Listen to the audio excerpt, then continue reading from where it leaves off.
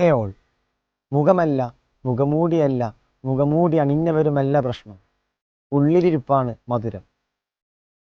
ഈയിടെ വീട്ടിലുള്ള ലവ് ബേഡ്സിൻ്റെ കൂടുകളിലേക്ക് നോക്കിയിരുന്നപ്പോഴാണ് മനോഹരമായ ഒരു കാഴ്ച കണ്ടത്. ലവ് ബേഡ്സിലെ പെൺകിളി കൂട്ടിൽ മുട്ടയിട്ട് അടയിരിപ്പാണ്.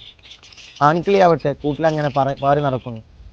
ഒടുവിൽ പാറി പറന്ന് കൂട്ടിലുള്ള ഹാങ്ങറിൻ്റെ ഒരു വശത്ത് പോയിട്ട് ആൺകിളി ഇരിക്കുന്നു. പെട്ടെന്ന് തന്നെ ഹാങ്ങറിൻ്റെ ആ ഭാഗം താഴുന്നു. കിളി ആകെ പേടിച്ച് പരിഭ്രാന്തിയായി ചിറകിട്ടടിക്കുന്നു. ഇത് കേട്ട് കൂട്ടിലുണ്ടായിരുന്ന പെൺകിളി പുറത്തേക്ക് വന്നിട്ട് അതിൻ്റെ മറുവശത്തായിട്ട് ഇരിക്കുന്നു. അവിടെ ഒരു സന്തുലനാവസ്ഥ കൊണ്ടുവരുന്നു. നേരങ്ങൾക്കപ്പുറം അവർ പരസ്പരം അടുത്തേക്കായിട്ട് വരുന്നു. അവർ ജോഡികളാകുന്നു. ഇത് തന്നെയല്ലേ മനുഷ്യരുടെ ജീവിതത്തിലും പല സമയങ്ങളിലായിട്ട് നമ്മൾ കാണുന്ന കാഴ്ചകൾ. ചില നിമിഷങ്ങളിൽ മനുഷ്യരും തളർന്നു പോകാം, തകർന്നു പോകാം.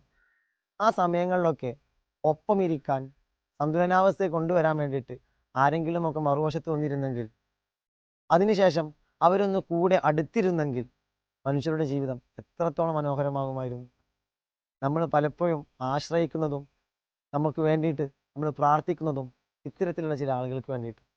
വളരെ കുറച്ച് കാലം, വളരെ കുറച്ച് സമയം, വളരെ കുറച്ച് നിമിഷങ്ങൾ ഒപ്പമുള്ളവർക്ക് താങ്ങാവാനും തണലാവാനും പറ്റട്ടെ. വേർഡ്സ് ഓഫ് പ്രച്ചന്നർ, മുർഷിദ്.